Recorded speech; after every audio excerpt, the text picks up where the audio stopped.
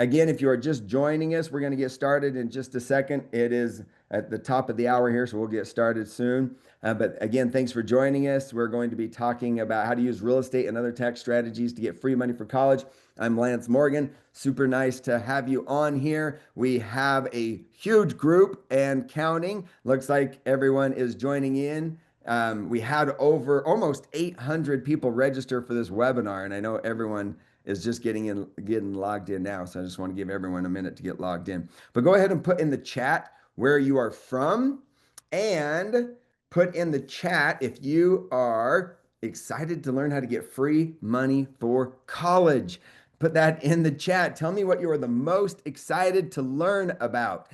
What email piqued your interest? What topic are you excited to learn about? Let's blow up the chat so that I can see what you guys are excited to learn about. Maureen is asking about a replay. No, there's not going to be a replay. That's why you're here live. So thanks for joining us live. And then maybe if you're lucky, we'll do this again in the future. But we are doing this live without a replay so that everyone would come on live and we can answer questions and everything else. So Scott from Kansas, welcome. Kenny from Maryland, welcome. Eric, wahoo. All right.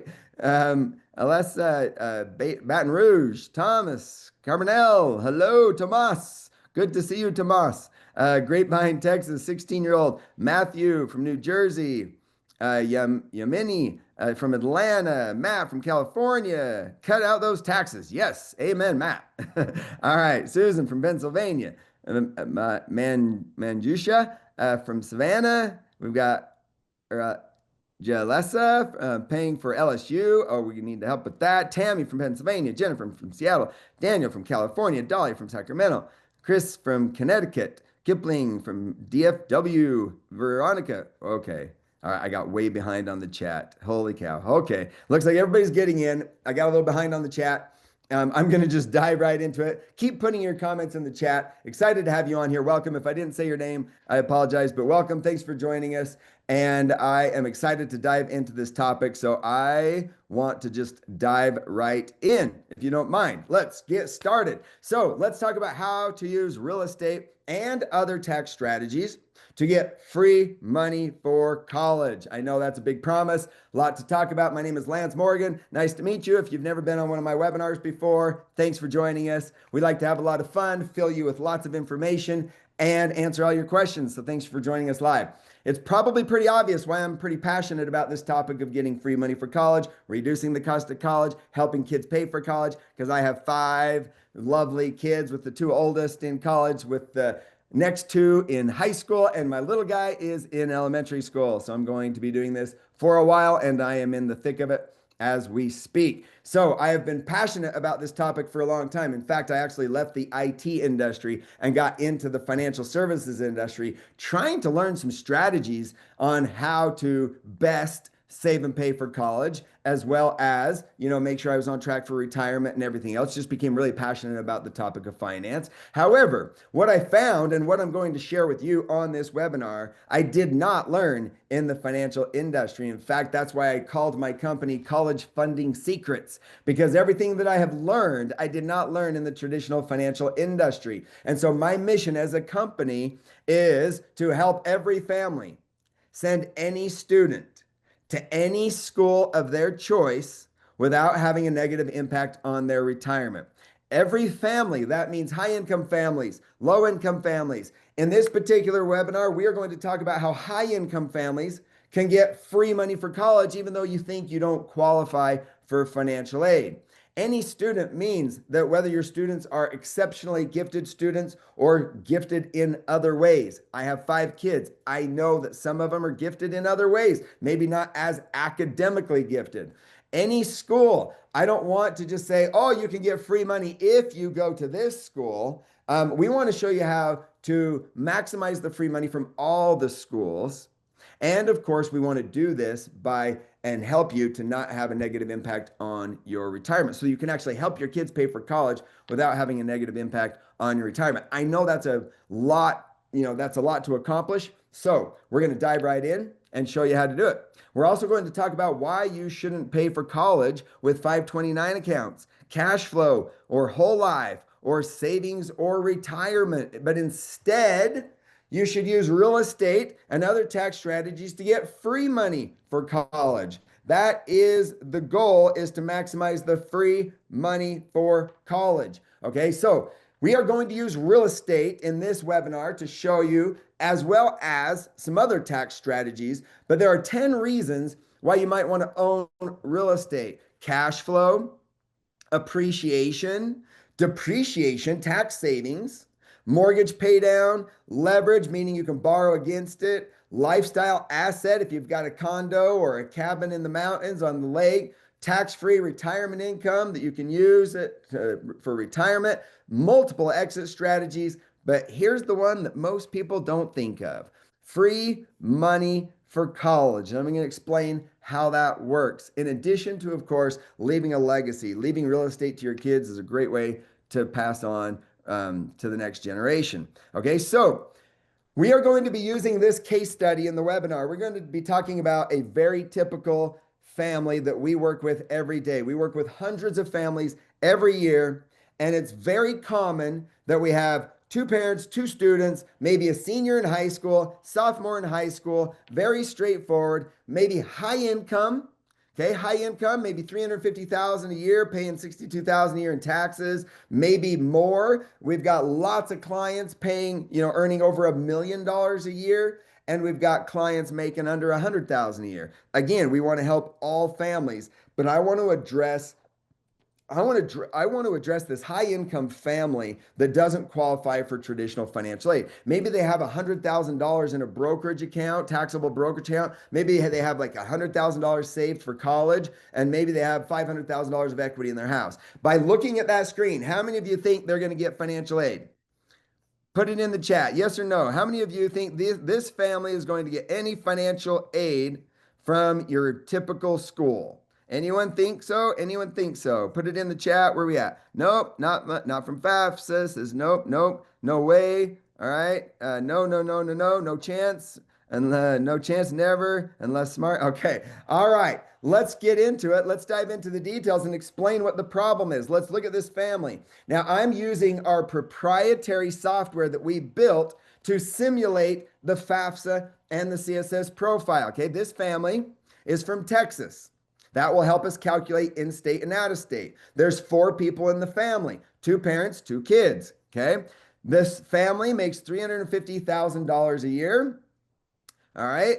And they have, let's say, $10,000 in the bank with $100,000 in a brokerage account, maxing out one retirement account like a 401k with $100,000 in college savings and $500,000 in retirement. $500,000 in equity in their primary residence and $250,000 in some equity in some investment properties. They have no life insurance or farm or business or annuities in this example, just to keep it simple. And when they fill out the financial aid forms, when they fill out the FAFSA or the CSS profile, it is going to calculate the SAI number for the FAFSA and the EFC number for the CSS profile. If this number is higher than the cost of attendance, then they don't get any financial aid. So if you said in the comments that this family would not qualify for any financial aid, you would be correct. Let's take a look at some schools. We've got some schools that are favorited. We've got UT Austin. Okay, UT Austin is a local state school at $25,000 a year cost of attendance, and they are not going to get any financial aid. How about Rice? Rice is $78,000 a year, no financial aid. How about TCU? TCU, no financial aid. Okay, none of these schools out of state. Okay. University of California, no money there. We've got the University of Texas at Dallas, I believe is the one we've got here. Whoops. Yeah, we'll click on it. Why not? Yep, University of Texas at Dallas. And check this out. Take the cost of attendance minus their SAI number that is made up of income and assets. Income and assets. We take the cost of attendance minus the SAI number, and that would give us our financial aid eligibility, which in this case, nothing. If they did qualify, this school would cover 67% of it and 71% of that in free money. But in this case, no dice. Okay. How about going out of state to University of Utah? Also, no free money. So as you can see, because this family has such a high income, they are not going to be qualifying for any financial aid. And if these kids want to go to an out-of-state school, then the problem is with two kids at a 5% inflation rate that are planning on, let's say we have a senior in high school and we have maybe a sophomore in high school, and they're planning on going to school for 4 years each. Okay. And let's say that we want to just use some round numbers of 50,000 a year for college. That gives us some options. That's not local in-state. It's not necessarily top tier private. It's somewhere in the middle. Okay. With inflation for these two kids, we are looking at $475,000 out of pocket. That's the first cost. Cost number one. Cost number one is the out-of-pocket cost. That's the cost of attendance. Okay, just shy of $500,000. Just shy of $500,000, okay, to send two kids to college. Now, if you don't have that much money saved, then there's the second cost. The second cost is if we got a decent rate on a loan and we paid it back over 10 years for both of the kids, we would be looking at loan payments for 10 years each, and that's just shy of $800,000 in what we would call the second cost, which is the financing cost, the cost to finance college. Okay. Now, again, these aren't your numbers. This is just an example. I'm going to show you how to get access to this software so that you can run your own numbers. Okay. Now, there's also the third cost. It's what we call the secret cost of college. It's the cost of missing out. What's the cost of missing out? It's called the opportunity cost.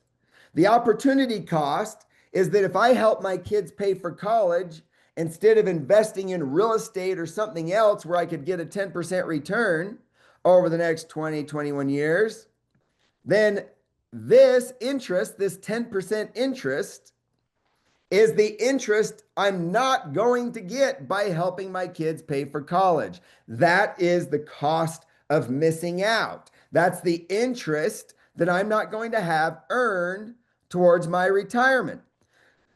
By the time I have two kids overlapping, I'm shelling out a lot of money that is not going towards my retirement.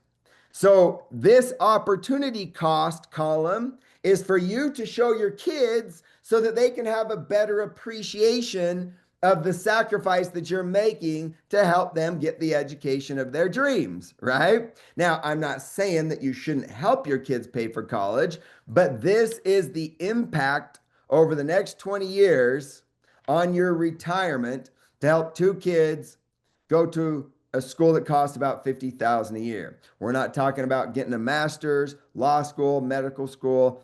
We're just talking about a 4-year degree. Now, here's where it gets a little bit interesting. If we deferred the loan payments and took out loans to pay for college and paid back the loan payments over time and allowed our money to work for us at 10% interest, the opportunity cost or the impact on retirement, believe it or not, would actually be less to take out the loans than to pay cash. Now, that's just something to think about, not exactly the topic of our webinar.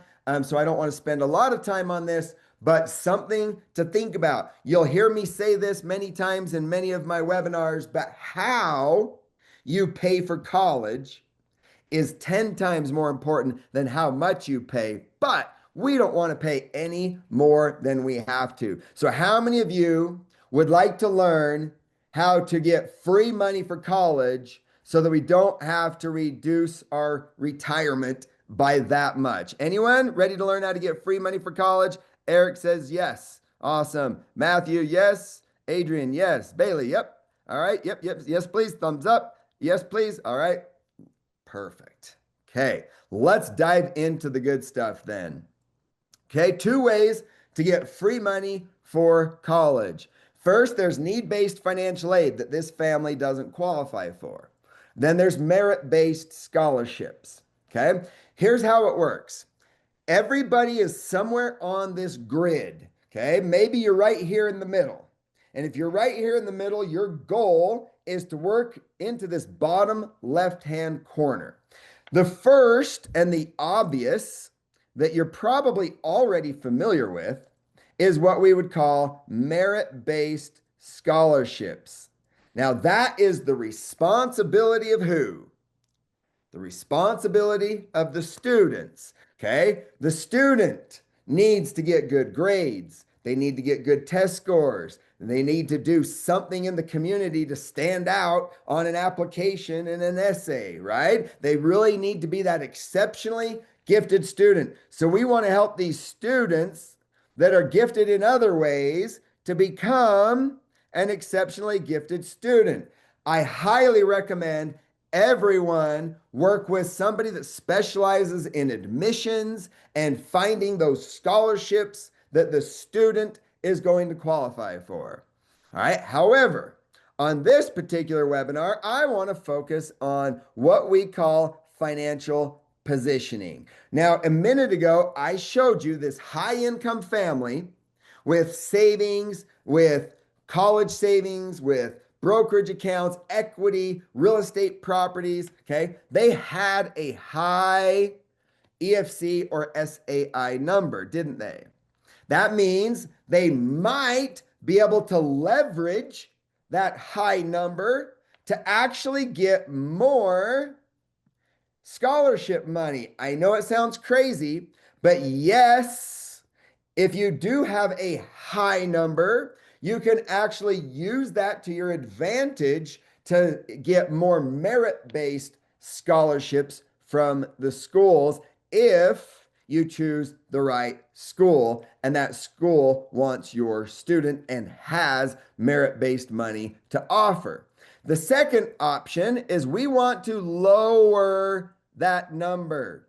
Okay. We want to lower that EFC number and SAI number as low as possible so that we can actually qualify for need-based financial aid. Yes, it's possible for anyone making less than about $1 million a year to qualify for need-based financial aid. We do it every day. We help families every day to reduce their SAI and EFC number so that they can actually qualify for this financial aid. We're going to use real estate and tax strategies. So let's dive into it. How to increase need-based financial aid through what we call financial positioning.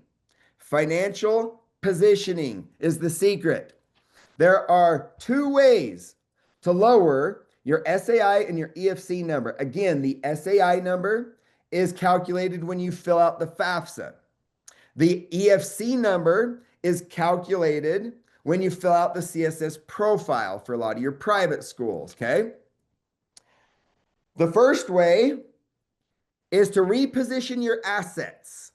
If you have $500,000 sitting in a brokerage account or in a college savings account, and you ask the school for some free money, they're going to look at that money and say, you don't need any free money. You've got $500,000 sitting there in a college savings account. We need to reposition some assets.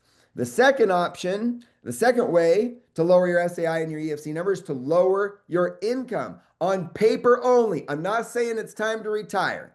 It's not time to retire yet, but just on paper, we're going to lower our income through tax savings. Okay? Yes, it is possible to lower your SAI and your EFC number to 0 for most people, even if you're a high income family. So let's talk about repositioning assets. When it comes to repositioning assets, There are assets that hurt your SAI and your EFC number. Okay. These are assets that hurt your SAI and your EFC number. So it's as simple as moving those assets to assets that don't hurt your SAI and EFC number. Now, real estate is a little complicated. We'll get into that in a little bit more detail.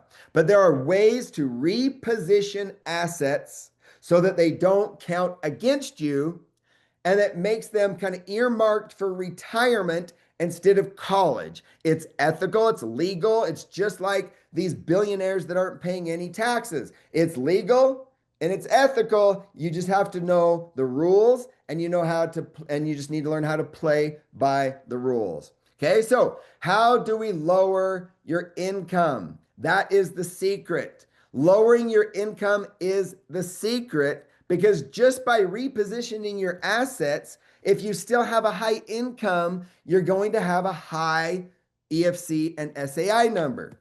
Okay, so here's how you do it. Tax savings equals college savings. How many of you would like to learn how to pay $0 in taxes on top of getting free money for college? Could we just add a little win-win to the scenario here? Let's get some free money for college while simultaneously not paying any money in taxes. How's that sound? All right, get those emojis out. All right, put it in the chat if we don't want to pay any more taxes. All right, so let's talk about how to use real estate and other tax strategies to lower your SAI and EFC number to zero, pay $0 in taxes, and increase your retirement income in the process. The secret is what we call depreciation. Okay, depreciation and bonus depreciation is what we're going to talk about. Now, with depreciation, when you buy a residential property, the government says that you can depreciate that over 27 and a half years, not the land, but the actual building. Okay, you take out the land, but you can depreciate the building over 27 and a half years. Why? Because the windows wear out, the flooring wears out, the appliances, the doorknobs, the cabinets, all of that wears out over time. Now, yes, it's true that we know that real estate actually appreciates in value over time.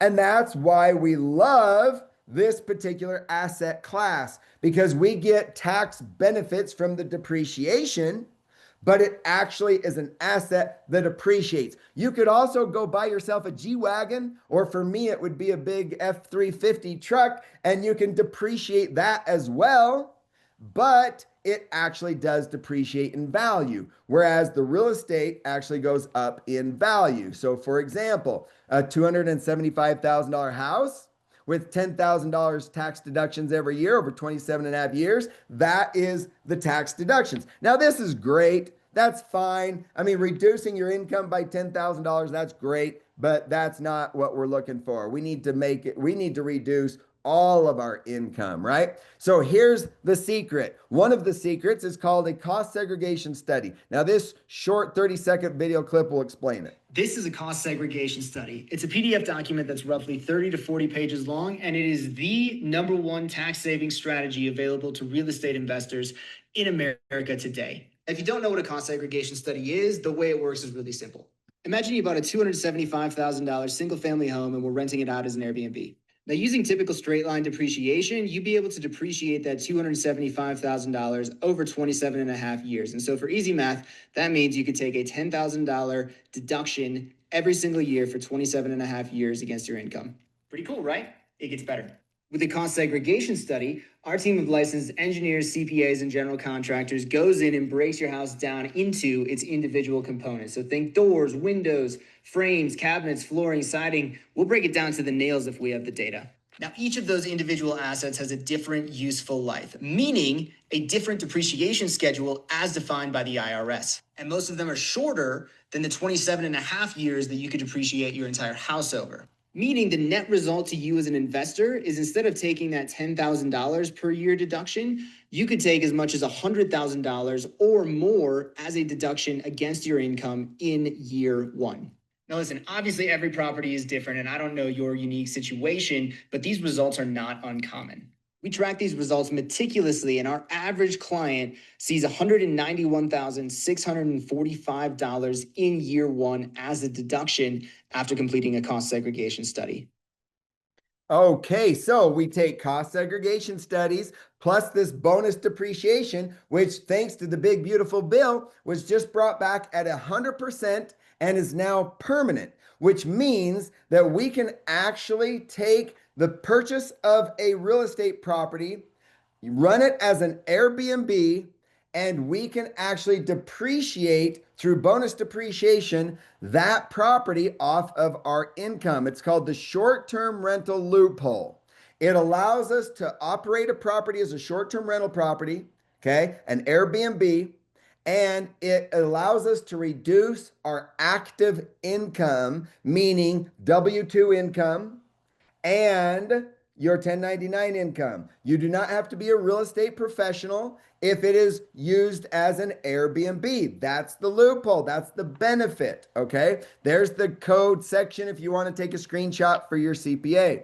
All right. So by using an Airbnb, we are able to purchase an Airbnb, use a cost segregation study and bonus depreciation and reduce our income. Let me give you an example of this case study. This was a school teacher that bought a $290,000 house with 10% down. You don't have to buy $1 million house. If your income isn't $1 million a year or $500,000 a year or $300,000 a year, maybe you just need to reduce your income by a little bit. So in this particular case, this client was able to reduce their income by $87,000.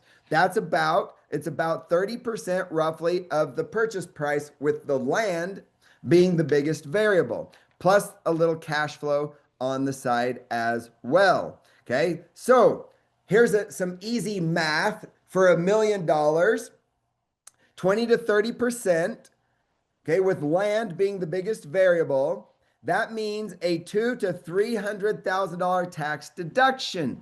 So our family that we're talking about over here, we can now come over here to this scenario, and we could look at what it would be like if we reduced this family's income from $350,000 to $50,000. So we put a small down payment, maybe a 10% down payment, 20% down payment on $1 million property that we use as an Airbnb. And now we just reduced our income by $300,000. Does that make sense? And again, if you have questions, we're going to go through all the questions here at the end. So just type your questions in the chat and we will get to those shortly. All right. Now, what if you make $600,000 a year? Well, then you might want to buy 2 properties, or maybe you want to buy 4 $500,000 properties, whatever the case may be. Okay. Now, that's just one example using real estate. Let's talk about some additional tax strategies. There is a commercial solar program where the government is encouraging everyone to help support renewable energy. And this is a program where you could literally put 0 down, 0 out of pocket, and utilize your prior year's federal taxes to go towards buying solar equipment. Now, let me repeat that. Yes, you can receive the taxes that you've paid over the last 3 years back from the federal government. You can get money that you've already paid back from the federal government to go towards your solar equipment and generate tax credits and deductions. So if you add up the taxes that you paid in 2022, 2023, and 2024, you can use those federal taxes paid as 50% down payment for your solar equipment purchase. There's the tax code. Okay.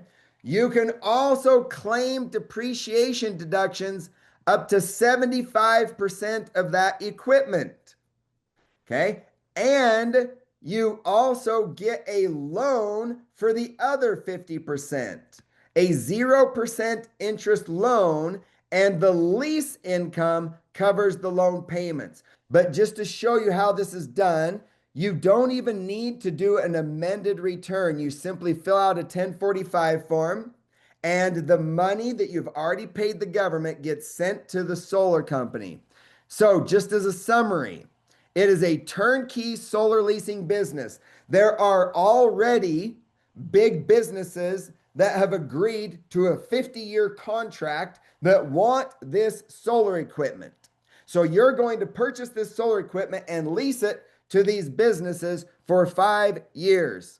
So they have a 50-year contract. You're going to benefit for 5 years, and you can recover and invest previous tax dollars paid through optimized generation of the commercial solar investment tax credits. All right. And then you can generate depreciation deductions on your solar equipment through bonus depreciation because the US wants to become energy independent. So let's say that you have paid $250,000 in taxes over the last 3 years.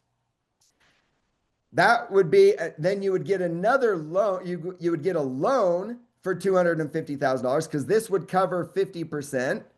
Okay. Then you would get a loan of $250,000 at 0% interest, and the lease income would offset the loan payment, giving you a $500,000 solar leasing business that qualifies just like a house, just like your G-Wagon, just like everything else that gets depreciation. This solar leasing business and all this solar equipment qualifies for bonus depreciation at 75% of that 500,000. That means you could reduce your income by another $375,000. Now we have a tax credit to use for the future years. Okay. If we could reduce our taxes by more than what we earn, we could have a tax credit to use in the future as well. Plus, not to mention $80,000 in tax savings depending on your income. Now, the key to this is that if we reduce our income by $375,000, now we qualify for financial aid. Let's take a look at our case study here. On the left, we have the family with an SAI number of $99,000. Over here on the right, after we implemented all of these financial positioning strategies to reposition assets and lower our income, we now have an SAI number of $1,300. Now, because we leave a little equity in our house, our EFC number is $3,900 instead of $127,000.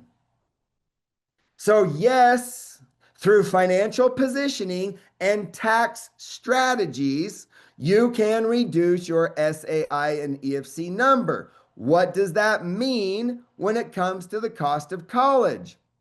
It means that at a school like UT Austin, even though it's a local state school, we could still qualify for $19,000 of financial aid, and they would help us with about $15,000 in free money, costing just shy of $10,000 a year out of pocket versus $25,000 over here on the left. How about Rice? Rice, as a top-tier private school, offers 100% of our financial aid eligibility and 95% of that in free money, with an estimated $71,000 in financial aid scholarship money, making the cost of Rice less than the cost of UT Austin. Now, what about a school like, let's take University of Utah, an out-of-state school, but they only help with 65% of the financial aid eligibility and only 54% of that in free money, meaning that our cost for that out of state school is actually more than a top tier private school. How many of you would like to send your kids to a top tier private school for less than a local state school? Isn't that cool? Okay. And it's because some schools are more generous than others when it comes to this financial aid. Some of your top tier private schools don't offer a lot of merit-based scholarship money, but they do offer a lot of financial aid. So through financial positioning, we can qualify for that financial aid. Okay. Now, that is to give you an example of how much we could save on the cost of college. But now, what does that mean? Let's go back here and look at our breakdown from year to year. On the left, before implementing these strategies, this family is looking at paying almost $500,000 for college. Over on the right, they are looking at paying about $190,000 if they paid $20,000 a year for school. That's on the high end. Okay. If they took out the loans, they would be paying back $313,000 in loans versus $784,000 in loans. Pretty crazy, right? How about the opportunity cost? How about the cost of missing out on the retirement? We are talking literally over $1 million in savings on your retirement. I know I went through a lot of information, and I'm sure you have a lot of questions, and I'm sure you want to learn more details. There's 3 ways to learn how to maximize the free money for college in more detail. Number 1, there's YouTube University and webinars. I've spent a lot of time learning some of this myself through YouTube University and webinars, right? There's also paid courses. I've purchased over $300,000 in paid courses over the years, learning tax strategies, learning college strategies. There's a lot of ways that you can learn through paid courses. And then I found over time that the fastest way to learn everything was to work with someone who already knew all of these details, that has a, that specializes in all of these areas. And so I started working more with coaches and consultants. And of course, that's how you can learn the fastest. So we have put together a plan to help you out with our team of coaches and consultants in all of these areas to help you maximize the free money for college. We call this the Creative College Funding Plan, all right? Who wants to be creative when it comes to paying for college, all right? So our Creative College Funding Plan starts with financial aid scholarships. We want to maximize that free money from the schools, and you will get unlimited financial positioning strategy sessions with our team. We have a team of financial aid experts who have been doing this for years, who have filled out thousands of FAFSAs and CSS profiles and understand how to maximize that free money from the schools. If you've ever worked with a tax strategist, they are different than a CPA. Their goal is to strategize on ways to lower your income and pay $0 in taxes. Well, the same is true with a financial aid strategist. A financial aid strategist understands how to navigate the financial aid applications. It's not just a matter of filling out the forms. It's about understanding how to maximize the free money by how you fill out the forms. We want to lower your SAI and EFC numbers. Okay, we'll help you make sure you don't fill out those forms incorrectly, and we will help to make sure we find schools that are going to give you the most free money, right? And we'll show you multiple college funding plans to show you the best strategies and help you appeal your offers once you get the offers from the schools. The next step is we want to work with tax strategists. Now, this is different than CPAs. Of course, these people are CPAs as well as tax strategists that understand things like the short-term rental loophole with real estate, or the commercial solar program, or something we call the tiny home program, where you can actually get 5.5 times your investment in tax savings. There's a lot of tax strategies that I didn't go into that you can get additional tax strategies. But we also want to maximize business deductions, things like the Augusta rule and putting your kids on payroll. Now that we have real estate business, a tax or a solar business, and all these other businesses that you could create in this process, we now have business write-offs. You can write off portion of your vehicles, your house, put the kids on payroll. Like I said, there's a lot of ways to maximize business deductions, which all includes lowering that income, maximizing financial aid. All right. And then finally, a lot of times it involves real estate, because real estate is not just about the tax strategies. Real estate is about cash flow. We need cash flow to pay for college, whatever's left. I mean, obviously, we're going to try to get as much free money as possible, but we might still have to pay something for college. And so, what about getting real estate cash flow to reduce our income, reduce our taxes, give free money for college, and generate cash flow that could help pay back college? You would get unlimited short-term rental real estate coaching. We have done for you short-term real estate solutions where you could just invest in a short-term rental property. We have creative financing options where we can help you find a property with a lower down payment and a better interest rate than you would typically get on the market today through things like seller financing. Okay, there's additional real estate training that we'll offer. You can get access to cost segregation studies, real estate tax strategies, and of course, how real estate is going to apply to your long-term retirement plans. So just to break this down in more detail, step one, like I said, is your financial aid scholarships. We want to maximize the financial aid. We want to maximize that financial aid eligibility from the schools. A lot of that's going to be a combination of working with the tax strategists and working with this financial aid expert that understands what the schools are looking for. Okay. What are the schools looking for, and how do we position financial positioning, right? How do we position our finances to maximize that free money? Maybe you're going to need to move your 529 money. So what's that going to look like? What are the tax implications of that? We're going to look at all of that. What are some of the benefits and the best ways of paying for college? We'll look at all of that. Okay, now, then it goes on to the tax scholarships. That's step two. Tax scholarships are where we maximize tax savings. Sometimes we have families that are making millions of dollars and maybe they can't get their income low enough to get free money for college. But what about offsetting the cost of college by the tax savings? If we could reduce your taxes by $100,000 a year, that could offset the cost of paying for a top-tier private school. Okay, so tax scholarships could be in addition to getting free money from the schools. And of course, we'll look at things like the short-term rental loophole and the solar program and some other programs. Also, entity structures. How do you set up your entities?